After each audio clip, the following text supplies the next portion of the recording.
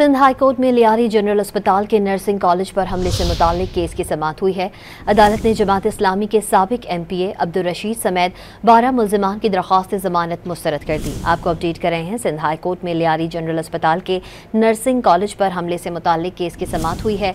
अदालत ने जमात इस्लामी के साबिक MPA अब्दुल रशीद समेत 12 मुल्जिमान की दरख्वास्त जमानत मुस्तरद कर दी।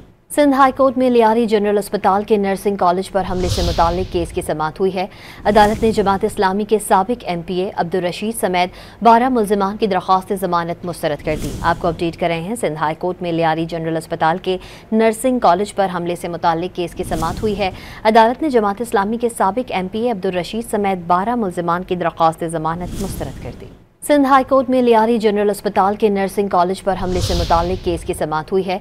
अदालत ने जमात इस्लामी के साबिक MPA अब्दुल रशीद समेत 12 मुल्जिमान की दरख्वास्त जमानत मुस्तरद कर दी। आपको अपडेट कर रहे हैं। सिंध हाई कोर्ट में लियारी जनरल अस्पताल के नर्सिंग कॉलेज पर हमले से मुताल्लिक केस की समाअत हुई है। अदालत ने जमात इस्लामी के साबिक MPA अब्दुल रशीद समेत 12 मुल्जिमान की दरख्वास्त जमानत मुस्तरद कर दी।